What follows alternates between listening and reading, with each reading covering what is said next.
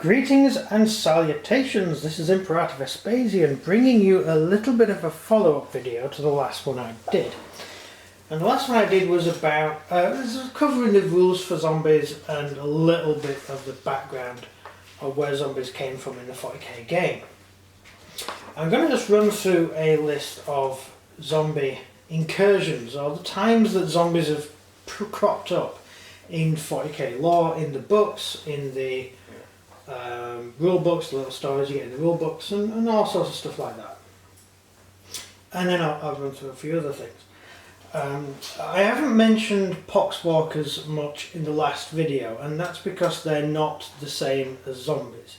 Poxwalkers are a Games Workshop trademarked figure, type of troop, and they don't entirely fit into zombie lore. It's actually a disease. One of the diseases created by Nurgle, which effectively turns the body into a zombie. Although the host is infected, they are still aware, but they're not bad. They're still aware that their body is running around screaming and biting people. So it's way more scary than a zombie plague. A zombie plague, the zombie is dead, essentially. The person who was originally controlling the body is gone. Poxwalkers, the person is actually still there, which is quite terrifying if you come to think of it. So, where do zombies first pop up in 40k lore? Well, that would probably be the world of Davin, when the then Lunar Wolves, later to be the Black Legion, the then Lunar Wolves did engage in combat with zombies, basically, creatures that would appear to be animated corpses. This was noted by, was it Garrow? It might have been Garrow of the Death Guard who noticed it. He commented on the fact that when he was fighting the creatures aboard the Eisenstein, they reminded him of the creatures that the Lunar Wolves encountered on Davin. I'm sure it's that, or it might be a mention in the Solar War. But I don't, off the top of my head I can't remember. But on Davin, this is way back during the Heresy, when the Lunar Wolves were still the Lunar Wolves and the War Master was still the War Master. When he was a good guy, there was a zombie incursion, a zombie plague that the Space Marines had to deal with. Later on, when proper zombies first turn up, as I mentioned in the last video, is the Eisenstein itself. Now, during the Solar War, which was, 6-7 years after the Eisenstein incident, Horus's forces finally invaded the Terran system. And there were a number of plagues released. There was one plague that made fungus grow on all the food on this particular moon. I think it was one of the moons of Saturn. And the people on the moon, if they ate the food, they died screaming in agony. And if they drank the water, then they were constantly thirsty. They had to drink and drink and drink, but they died of thirst. That was to do with the stuff that Nurgle had done. Not a zombie plague, but it was really bad. Although zombies did turn up on Terra, at least on Terra. Mainly in the minds of people. There was a psychic plague which went all the way across Terra. And when the sirens first started on Terra, when the War Master's fleet first arrived, all the sirens sounded and people found it very hard to get to sleep. And when they did get to sleep, because of the disturbances in the warp by this huge fleet of chaos moving through the warp, it made people have nightmares in the warp.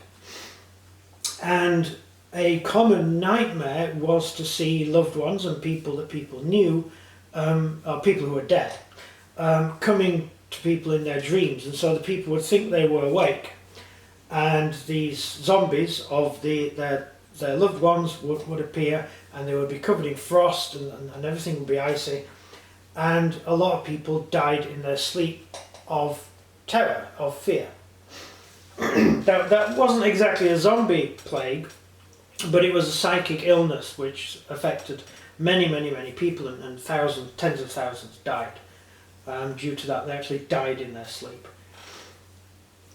But there's no reason why there weren't zombie incidents in the Solar War, but the Solar War was so big, it was such a big battle that such things would have been not really noticed. And of course the Death Guard were around too, the Plague Marines.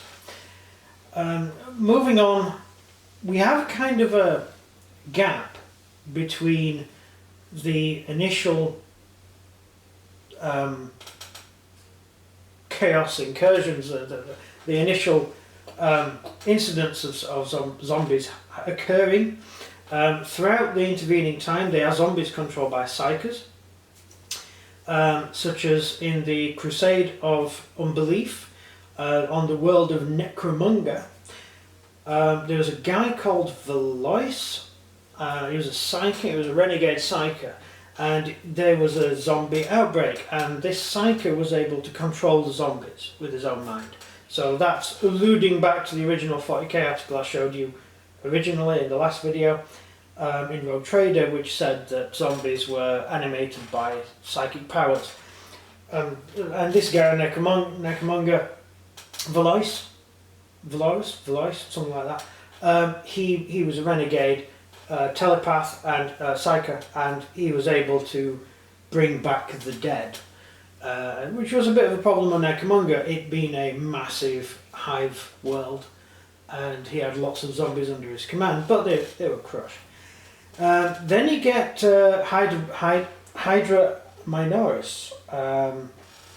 This is in M41, so it's later, and there was an outbreak of a zombie plague on the planet and on Hydra, and it was not particularly pleasant.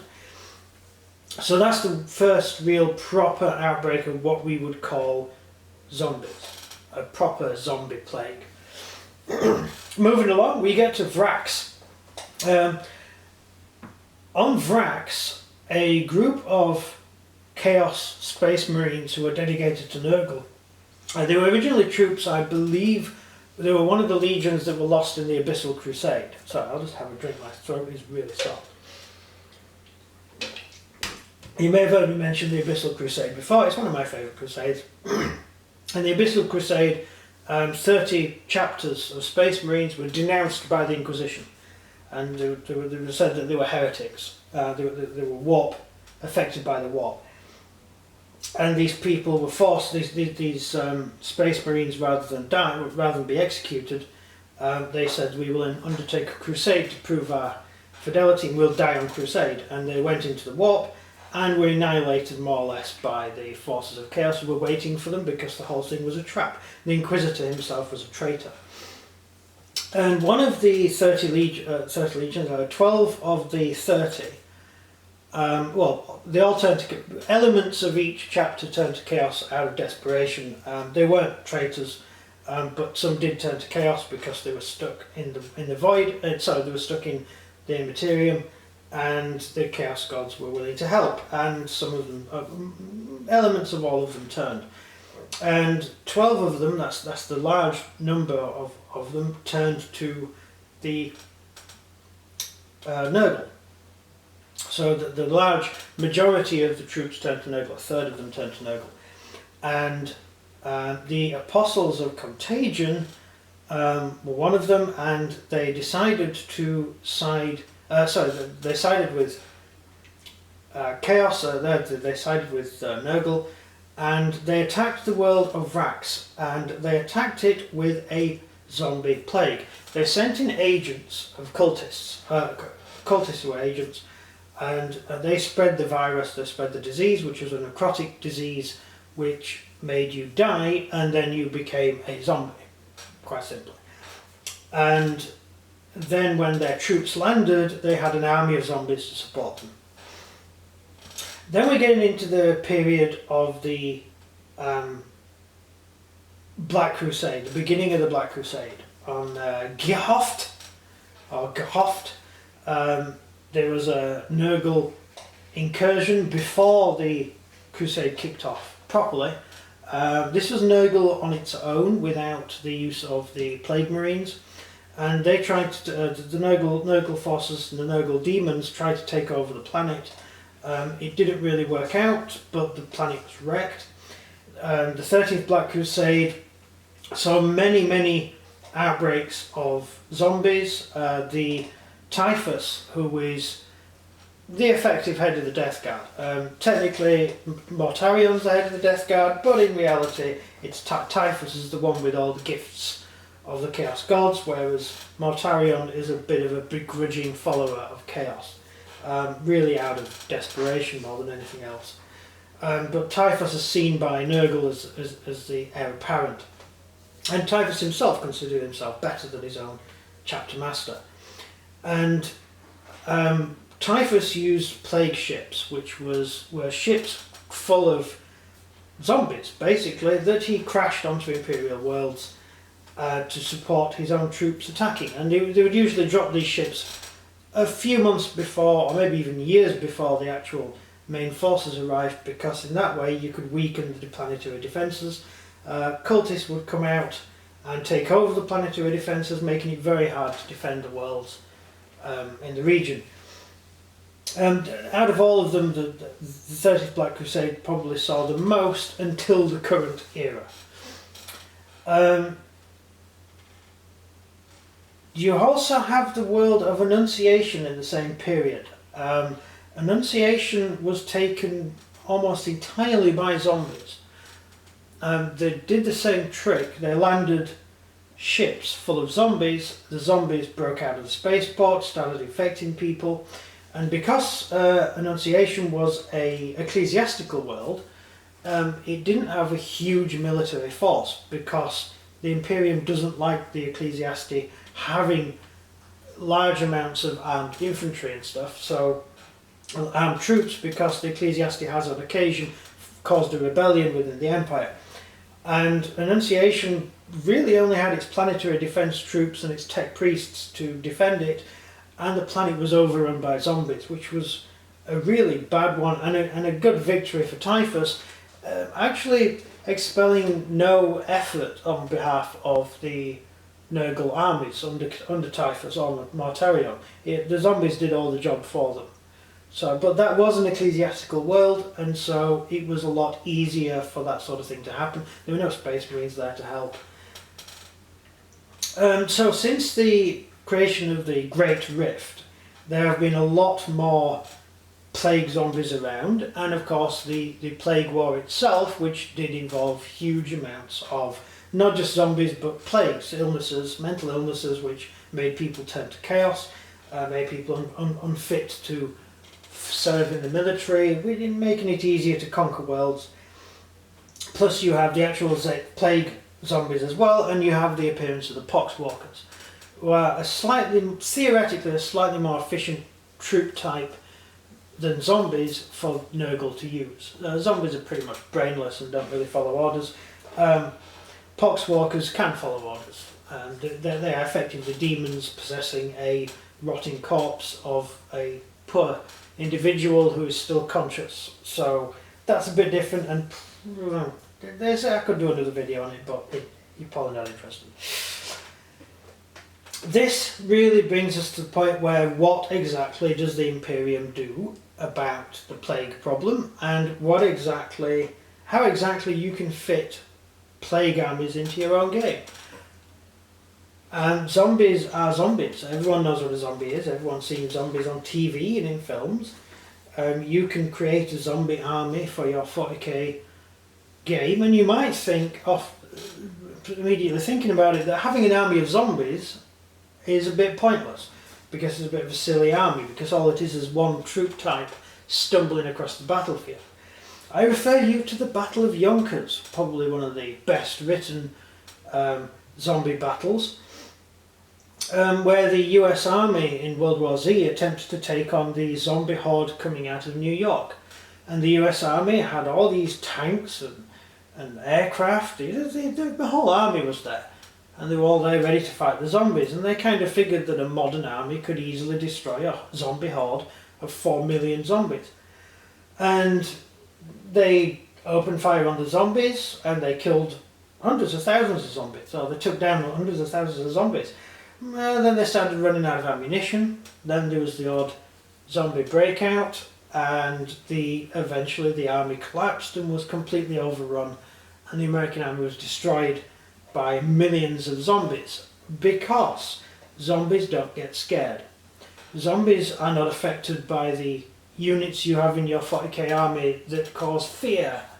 Zombies don't have to roll multiple rolls to charge. Zombies will just move towards you, and you will kill as many as you possibly can, but every one of your highly advanced sci-fi weapons will suffer from a -1, because effectively a -1, because you're fighting zombies.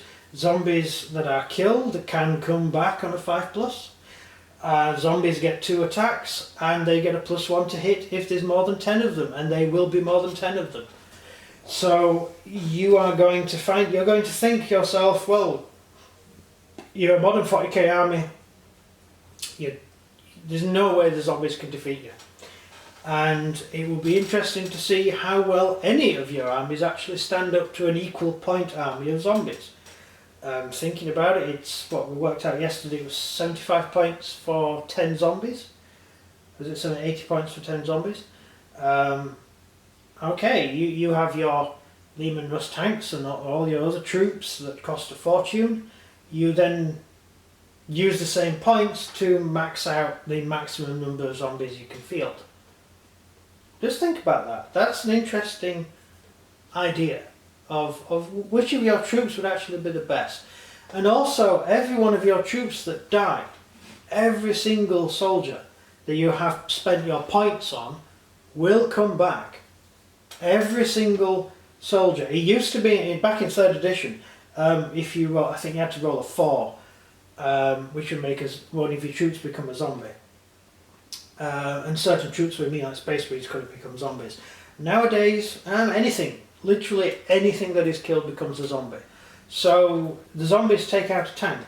They're not actually that hard to do. You've got 20 models. That actually gives you enough penetration value to damage a vehicle. You take out a tank, you get 3 extra zombies. Now, well, just think about that. That's my musings on it, on playing the game. I will now get on to back in 40k lore, what the Imperium is really doing about this problem. You have the Odo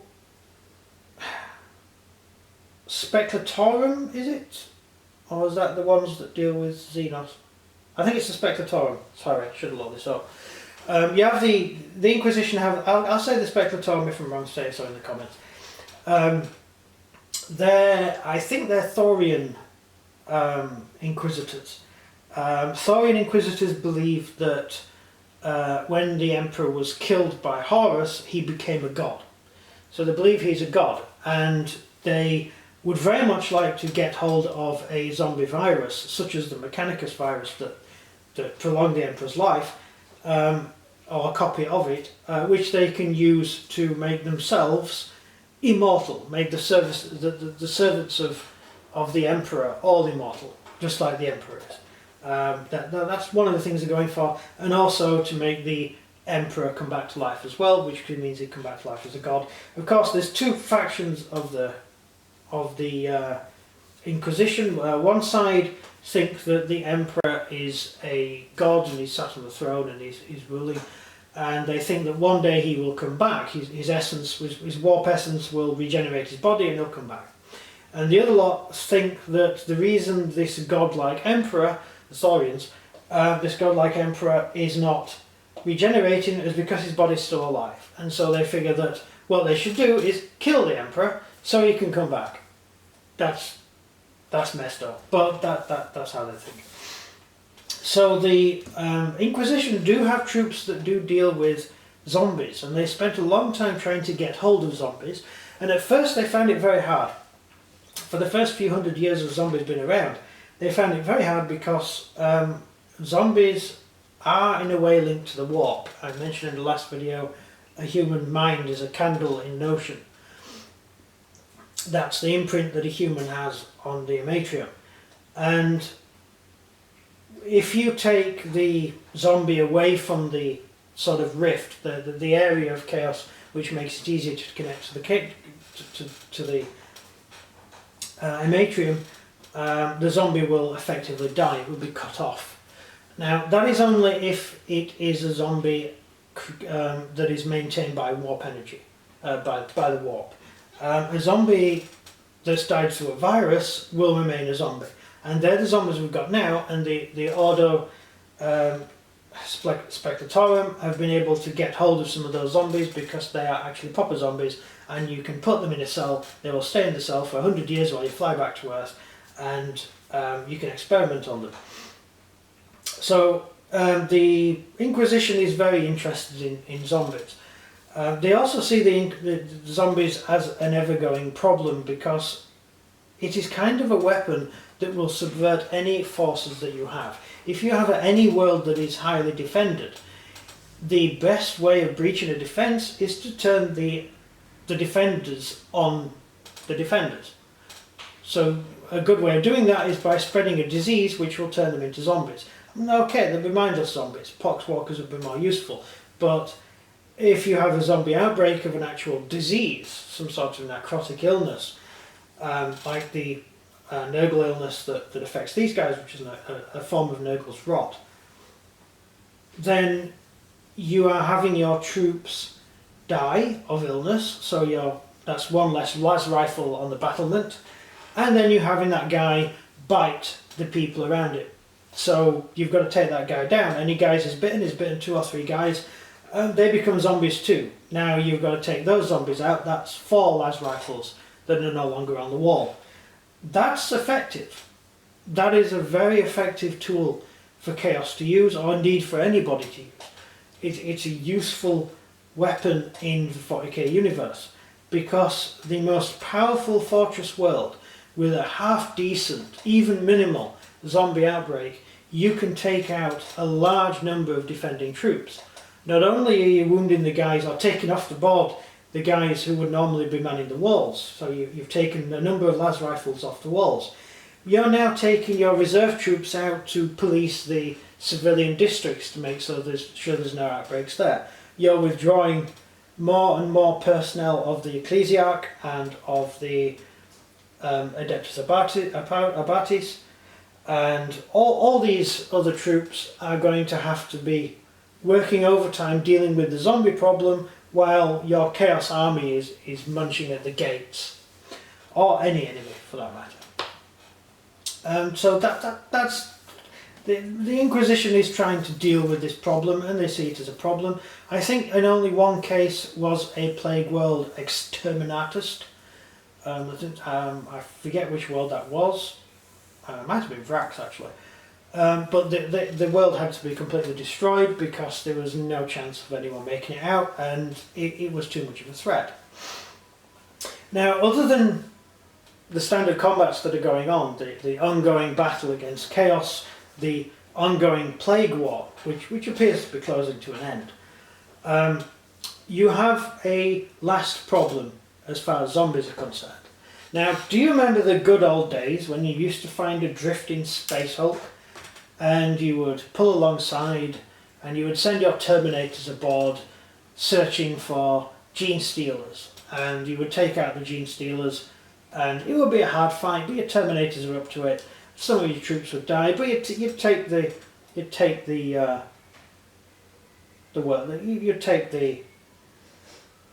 Space Hulk. Now think of this. Your planetary defense schooner pulls alongside. Maybe even a Space Marine barge with some Terminators on board. They see this Space Hulk drifting in space and just jumped into their system, or drifted into their system from the deep darkness of space.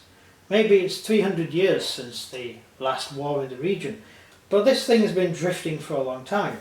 You go on board, you manage to get the lights working, or maybe you don't. There's frost everywhere, you're going deck by deck, and then over the Vox channel or over your through your own ears, if the place has oxygen or any form of atmosphere, you hear that moan, that moan that is so familiar to your ears, and then another moan and another moan, and then all through the halls of the ship is this moan, and then the shuffling of feet as thousands and thousands and thousands of zombies crowd into the cramped corridors heading towards your squad. And you get into the close combat with zombies with all the grasping hands and stuff. Yeah, you might be Terminators. You can't roll dice for long enough before you get a 1, and then that Terminator is a zombie too. Yeah, this is a problem that is going to be going on in the 40k universe for a long time, particularly post-Rift. As the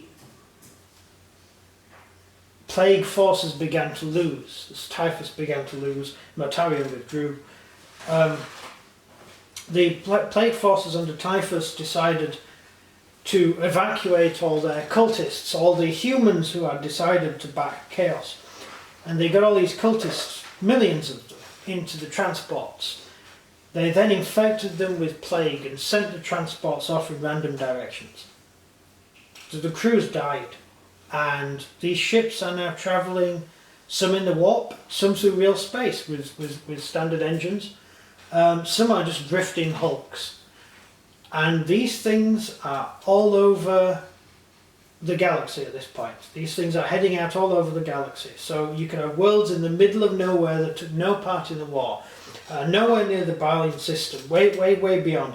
You could have a ship just drifting into orbit, and your crew goes up, you send the Planetary Defence Force up, and on board are thousands of zombies.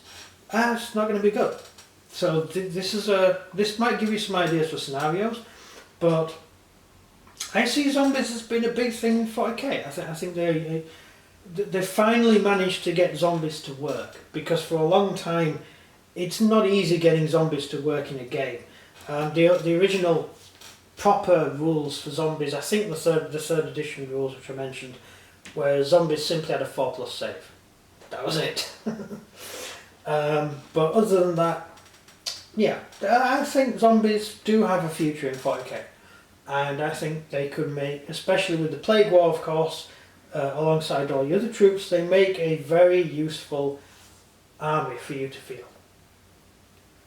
So anyway, I've got a little game set up here which you may be able to see. It's the Fall of Calgan, which is the campaign we're currently playing. So I just thought I'd set this up and video it while I was talking, and I will have been putting pictures up as I talk anyway, so you've seen some close-ups of it. So yeah, that's pretty much all I've got to say on it for now. I think I've covered further ideas on how zombies are in the 40k universe. They're an interesting army to play. You can play them as an individual army or as part of a Nurgle army. They're cheap, they're easy to use. In fact, they don't require any thinking to use. All they do is move towards the enemy. In fact, you can't even control them. So you just set them off and they just go. So that's it. That's the end of the video. Thank you very much for watching. Please like and subscribe. Click the bell. Apparently that's a good idea. And leave any comments you've got in the low bar. And thank you very much for watching. This has been Imperator Vespasian saying good day. Goodbye.